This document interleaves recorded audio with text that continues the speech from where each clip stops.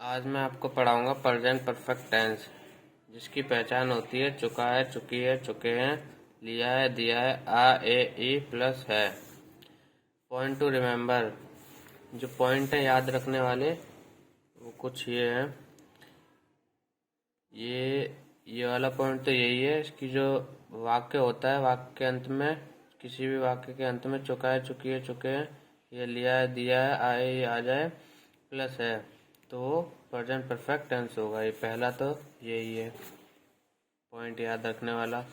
दूसरा, अनुवाद करने में आई वी यू दे तथा बहुवचन की संज्ञा के साथ हैव लगाकर वर्ब की थर्ड फॉर्म का प्रयोग करते हैं। इसका मतलब ये है कि आई वी यू दे और प्लूरल नाउन्स उसके साथ हैव का प्रयोग होता है और फिर वर्ब की थर्ड फॉर्म लगा देते हैं वर्ब में। शेष सब सब्जेक्ट के साथ हैज लगाकर वर्ब की थर्ड फॉर्म लगाते हैं और जो बचे हुए सारे हैं उन सब के साथ हैज का प्रयोग करते हैं। हैव और हैज का प्रयोग हेल्पिंग वर्ब की तरह होता है। अब मैं एक चार्ट की मदद से आपको दिखा दूं। ये चार्ट है। पर्सन जिसे कहते हैं, फर्स्ट पर्सन तीन तरह के होते हैं, first person, second person, third person.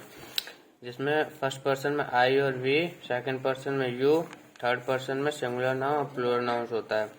सिर्फ सिंगुलर नाउन्स के साथ हैज का प्रयोग होता है, जिसमें he, she, it, any, one name होता है। और जो बाकी के बचे हैं सारे, जैसे plural noun they, their, them, more than two name, इनके साथ यू के साथ, आई वी के साथ हैव का प्रयोग होता है। इंटेरोगेटिव सेंटेंसेस में क्या शब्द की अंग्रेजी नहीं बनाई जाती? ऐसे वाक्यों में हैव या हैज को शुरू में लगा देते हैं। ये सेंटेंस अभी आगे बताऊंगा। सबसे पहले हम देख लेते हैं अफर्मेटिव का रूल, प्रेजेंट परफेक्ट का। अफर्मेटिव का रूल, सब्जेक्ट प्लस में हैज है प्लस वर्ब की थर्ड फॉर्म प्लस ऑब्जेक्ट। इसका एग्जाम्पल से हम समझेंगे। वह कहानी लिख चुका है, तो वह सबसे पहले सब्जेक्ट है, तो वह की इंग्लिश ही लगा दिया। ही के साथ हमेशा लगता है हैज, हमने चार्ट की मदद से भी समझा था। तो ही के साथ लग गया हमारा हैज। फिर उसके बाद क्या है, वर्ब की थर्ड फॉर्म, तो लिख चुका है, लिखना, तो रिटन हो गया। राइट, रोट, रिटन, रिटन हो गया थर्ड फॉर्म वर्ब की। और कहाँ क्या लिख रहा है, कहानी, तो अ स्टोरी। वह कहानी लिख चुका है, he has written a story. उसने कहानी लिखी है। तो अब इसको रूल के हिसाब से समझेंगे। जब भी हम कोई भी वाक्य या सेंटेंस बनाते हैं तो रूल के हिसाब से बनाते हैं। तो सबसे पहले सब्जेक्ट आ गया हमारा ही, उसने की मीनिंग ही हो गया, ठीक है। और उसके बाद ही के साथ हमेशा हैज का प्रयोग होता है। फिर उसके बाद वर्ब की थर्ड फॉर्म, तो लिखना, रिटन आ गया, अ स्टोरी। वह कहानी उसने कहानी लिखी है, तो he has written a story. इसी तरह हमारा नेगेटिव है। नेगेटिव का रूल होता है सब्जेक्ट प्लस में हैज है प्लस में नॉट प्लस में वर्ब थर्ड फॉर्म प्लस में ऑब्जेक्ट। तो एग्जाम्पल देखेंगे। उसने कहानी नहीं लिखी है, तो उसने की मीनिंग हो गई ही के साथ हमेशा हैज का प्रयोग होता है, देखो हैज। और फिर उसके बाद नॉट, तो नहीं के बाद नॉट आ गया। फिर वर्ब की थर्ड फॉर्म, लिखना, रिटन, फिर ऑब्जेक्ट कहानी, अ स्टोरी। उसने कहानी नहीं लिखी है, he has not written a story. मैंने नहीं लिखा है, दूसरा सेंटेंस है। मैंने की इंग्लिश हो गई आई के साथ हमेशा हैव का प्रयोग होता है, हमने चार्ट में देखा था। आई हैव, नहीं के बाद नॉट, रूल देखेंगे। हैव के बाद ये नॉट है, नॉट लगा दिया, लिखना, रिटन। मैंने नहीं लिखा है, इसमें ऑब्जेक्ट नहीं है, सिर्फ वर्ब है लास्ट में। मैंने नहीं लिखा है, तो आई हैव नॉट रिटन। इसी तरह इंटेरोगेटिव का देखेंगे। इसका रूल होता है हैज हैव, सबसे पहले हैज हैव आएगा plus subject plus not plus third form plus object plus question mark. ये जो हमने यहाँ पर देखा था इंटरोगेटिव सेंटेंसेस में क्या शब्द की अंग्रेजी नहीं बनाई जाती, तो वो ये इंटरोगेटिव सेंटेंसेस, ये जो क्या है, क्या की जगह हम लगाते हैं हैज हैव, ठीक है।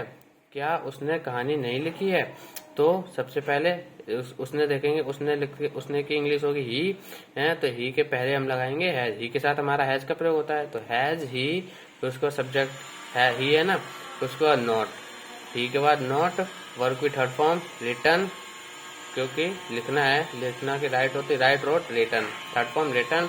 कहानी लिख रहे हैं अ स्टोरी, क्या उसने कहानी नहीं लिखी है?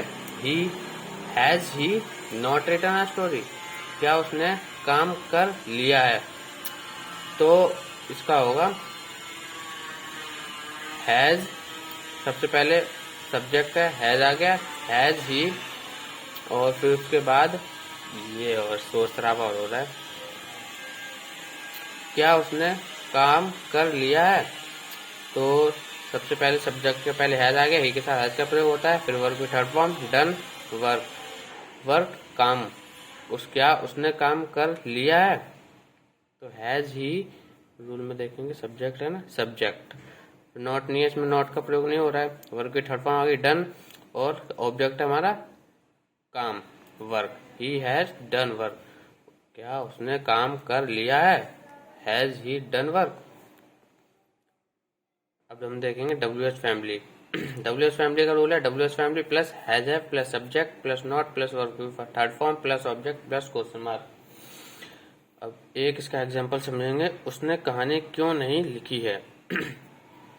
तो सबसे पहले WH फैमिली वर्ड वाई और हैज अब देखेंगे, क्या उसने ना, उसने की मीनिंग है ही के साथ हमेशा हैज का प्रयोग होता है, तो हैज आ गया ही, वाई हैज ही, उसके बाद क्या है, सब्जेक्ट हमारा ही हो गया, नॉट है उसके बाद, नॉट, इसमें नहीं है तो नॉट लग गया, फिर वर्ब की थर्ड फॉर्म, लिखने की मीनिंग रिटर्न, थर्ड फॉर्म हो गई, why has he not written, क्या कहानी, अ स्टोरी, उसने कहानी क्यों नहीं लिखी, why has he not written a story.